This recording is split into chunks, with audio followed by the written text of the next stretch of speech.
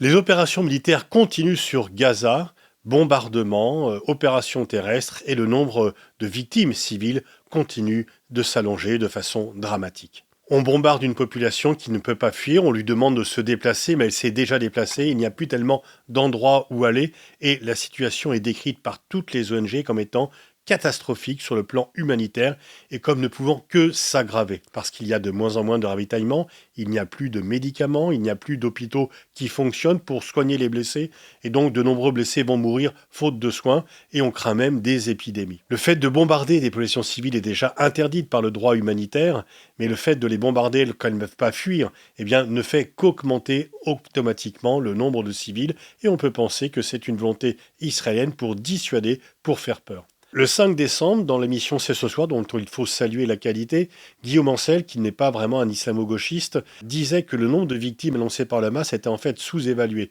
Le Hamas estime qu'il y a 16 000 victimes civiles des bombardements. Guillaume Ancel estime que le nombre est plus important parce que, du fait de la structure des bâtiments, des corps qui sont ensevelis sous les débris, et lui fait plutôt une évaluation à 20 ou 30 000. C'est absolument catastrophique, dramatique, et ça ne va qu'augmenter, cela laissera des traces dans les mémoires. Beaucoup d'Israéliens disent qu'il y a un avant et un après 7 octobre. Oui, bien sûr, c'est vrai que les Israéliens ont été choqués par les attentats du Hamas. Mais il y a aussi un avant et un après bombardement sur Gaza. Ce n'est pas la première fois que Gaza est bombardée, mais c'est la première fois qu'elle est bombardée avec autant d'intensité, avec aussi peu d'échappatoires et avec autant de victimes civiles. Et une fois encore, on n'est pas encore à la fin des opérations. La porte-parole de l'OMS, le docteur Margaret Harris, a déclaré « Finalement, nous verrons plus de gens mourir de maladies que nous n'en voyons à cause des bombardements si nous ne sommes pas en mesure de remettre en place le système de santé. Mais du fait de la poursuite des opérations militaires, de l'absence de cessez-le-feu, on ne voit pas quand le système de santé pourra redémarrer, surtout qu'il ne pourra pas redémarrer le jour d'après le cessez-le-feu, qui n'est lui-même pas en vue. » La présidente du CICR, Mirjana Spoljaric, a déclaré « J'ai rencontré des personnes qui ont perdu des membres parce qu'elles devaient être évacuées entre deux traitements et qui ont perdu une main ou un pied parce qu'elles ne pouvaient pas être soignées dans l'hôpital où elles étaient arrivées en premier. On me dit aujourd'hui que le Nord avait perdu toute sa capacité chirurgicale. » Donc, outre les morts, les handicapés, les blessés à vie, les mutilés vont peser lourd dans la balance.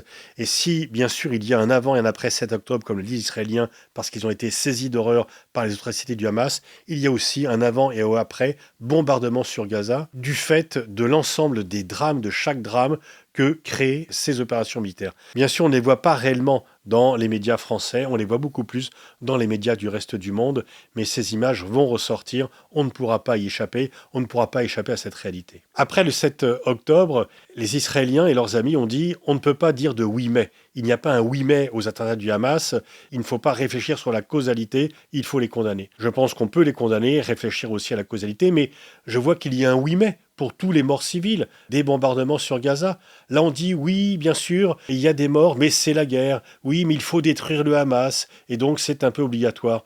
Alors que le 8 mai était vu comme une complicité d'attentats terroristes il y a quelque temps, nous le ressent en permanence, et on voit qu'il y a une diabolisation des ONG, des organismes humanitaires et de l'ONU pour dire simplement les choses telles qu'elles voient, les choses telles qu'elles le sont.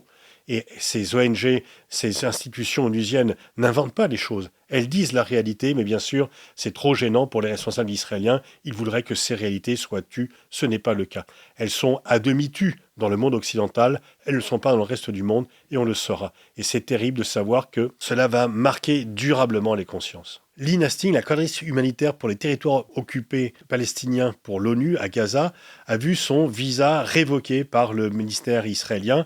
Elle avait dit le 4 décembre que les conditions requises pour fournir l'aide à la population de Gaza n'existent pas et que, si cela est possible, un scénario encore plus infernal est sur le point de se dérouler dans lequel les opérations humanitaires pourraient ne plus être en mesure de répondre. Il y a un constat unanime de toutes les ONG, de toutes les instances onusiennes qui sont sur le terrain, c'est que c'est terrible, que c'est absolument inacceptable, que ça va encore s'aggraver. Alors bien sûr, Israël peut dire que c'est la guerre et que la guerre fait toujours des morts, comme certains l'ont dit aussi parmi ses soutiens. On a même dit que finalement, pendant la Seconde Guerre mondiale, on avait bombardé Dresde et d'autres villes, qu'il y a eu beaucoup de morts, mais que ça a permis de vaincre Hitler. Mais rappelons quand même comme évidence, c'est qu'après la Seconde Guerre mondiale, on a musclé le droit international humanitaire pour ne pas recommencer les mêmes erreurs. Et donc on ne peut pas réfléchir en 2023 comme s'il n'y avait pas eu les conventions de Genève qui a été conclues et signées après les horreurs de la Seconde Guerre mondiale.